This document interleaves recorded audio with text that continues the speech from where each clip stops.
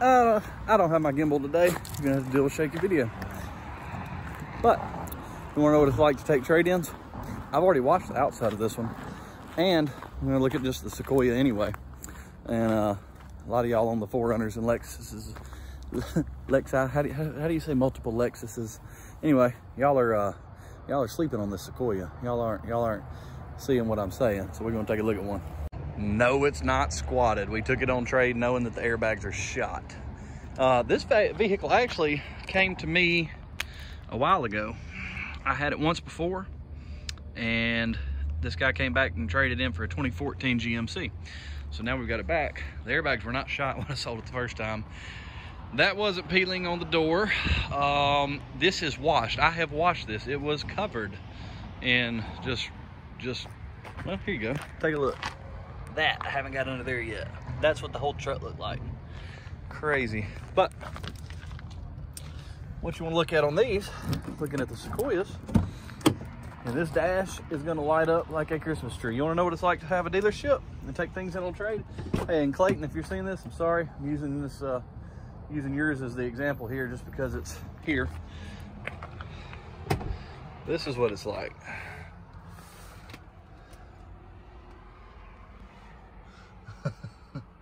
Clayton, what did you do to this thing? Oh my gracious. I mean, anyway, so I got a lot of work to do here. I'm going to be replacing those with coils on the rear. It does have a sound system in it. We're gonna keep that. The rear hatch won't open, so I gotta go in through the inside and work on that to where I can get it open again. I'll be replacing this strip. It's all just, you have to, if you're gonna be a dealer, you gotta take all this into account of what are you fixing to spend. This one had a little bit of rust around some edges. The frame is great, but just little stuff like that, not perfect, but it's cheap.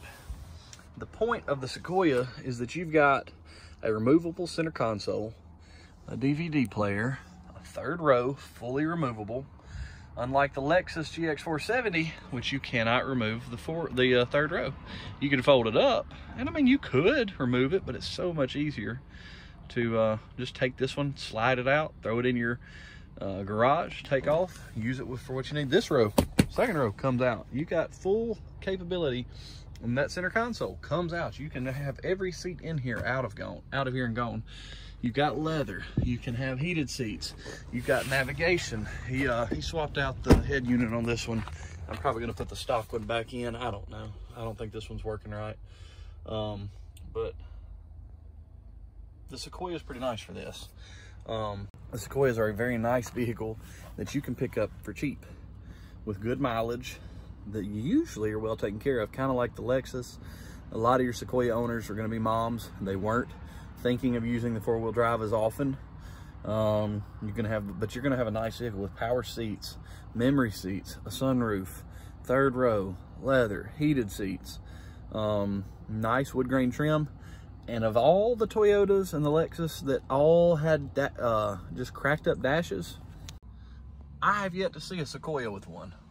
Now, I am sure they're out there, and I don't know what they did different, but the Sequoia has not had a cracked dash, which has been pretty stinking awesome, especially from my point of view, because I've got to figure out how much that I can spend on this on a trade, how much I'm going to have to invest in it to get it frontline ready, and then what I can actually get for it sitting on that front line.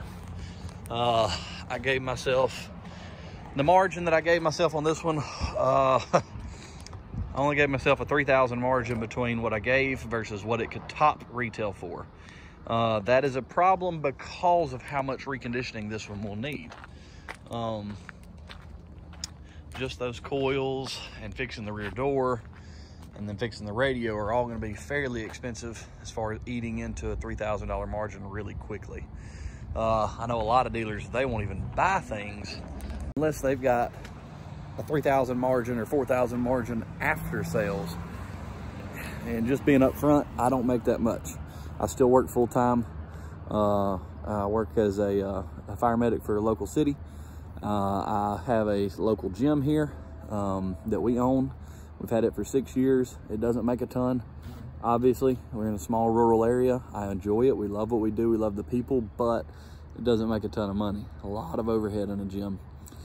And so far, I'm going on 2 years of opening this dealership, a lot of overhead in it. And a lot of it's from helping people out. I catch myself doing things I probably shouldn't, like doing buy here, pay here for people I know to help them. But what that does is ties up money that I could be using otherwise. So it's a catch-22. But I have been able to be blessed to help some people out and get them on the road when nobody else was able to get them on the road. So that's cool. That's a good thing for me. And we got some nice inventory down here. But what about that Sequoia? Compared size-wise, let's look at it real quick. Comparing this one to the current generation of 4Runners. Ooh, that's grainy. Wow. That current generation of 4Runner body is about the same size as this, just a bit smaller. So these 04, 05, 03, this one's a 2005. They changed in 2007, just like the Tundra. But this body style is just a touch larger than your current generation of 4Runner. So if you're looking for, I want that 4Runner, but I don't want to spend $26,000 to get a 4-wheel drive with a 3rd row and cloth seats, spend $8,000. Get a 3rd row 4-wheel drive with 3rd row, what did I say? For a lot cheaper. It's going to have all the same things. This one's more loaded than the 2015 version of a 4Runner, but it's a lot cheaper. It's a 1/3 of the price and then some. It's usually a little bit cheaper than that, but you have to be okay with miles.